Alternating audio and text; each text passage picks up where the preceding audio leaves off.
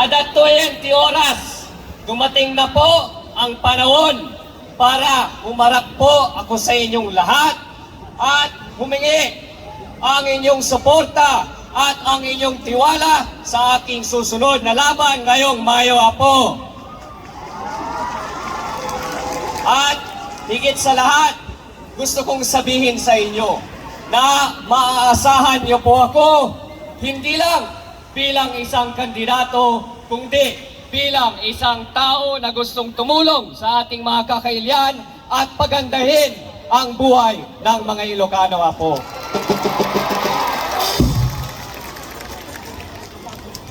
Nalilito talaga ako sa science niyo.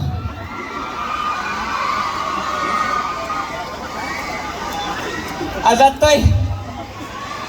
Sandro, anakan mo nanay ko.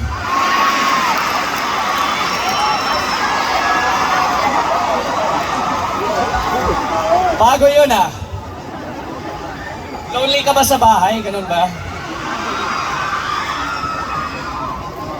Amoyo Apo, marami po ang nagtatanong, bakit po ikaw ay nagdesisyon para tumakbo bilang congressman ng unang distrito ng Ilocos Norte?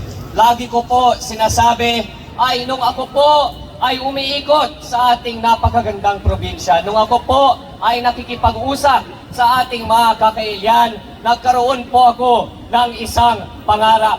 At yan po ay isang pangarap na hindi lang ibalik ang Ilocos Norte kung saan tayo galing bago dumating ang pandemya, kundi gawing mas matibay at mas maganda ang ating minamahal na probinsya po. Mabilis kong nalaman at mabilis kong nakita na hindi lang ako ang may pangarap na ganito, hindi lang ang Team Marcos ang may pangarap na ganito, kundi lahat po ng ating mga kakailian ay may ganitong pangarap at pinag-iisipan ang kinabukasan ng ating probinsya. At nung nalaman ko yan po, pinag-isipan ko at nakita ko, walang mas malaking karangalan kundi agsilbi dito'y ang probinsya at Ilocos Norte. At dun po, nung nakita ko na nag-iisa tayo sa ating pag-isipan, nag-iisa tayo sa ating plano, dun ako nagdesisyon.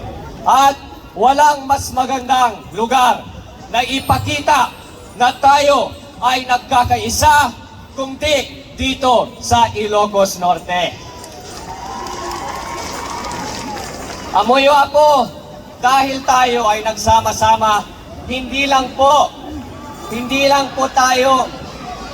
natin pwedeng ipagmalaki na ang susunod na Pangulo ng Pilipinas ay taga Ilocos Norte, kundi pwede natin ipagmalaki sa buong bansa na tayo ay nagkakaisa at posible po ang mensahe ni Apo BBM sa buong Pilipinas.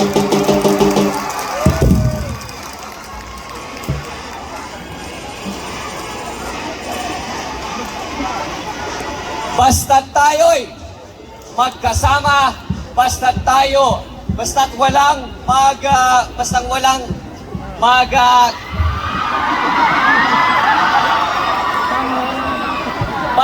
walang magbabago sa ating pagkakaisa, ang masasabi ko po sa inyong lahat na sisiguraduhin ko bilang congressman ng unang distrito ng Ilocos Norte kasama ng isang Pangulong Bongbong Marcos, Vice President Inday Sara Duterte at ang buong Team Marcos na babangon ang ating minamahal na Ilocos Norte, babangon ang ating minamahal na Ilocano. Pero amoyo ako, ti imbambaga mi ken kayo, haan met laeng sarita. Haan met laeng sarita, adayen ti plano.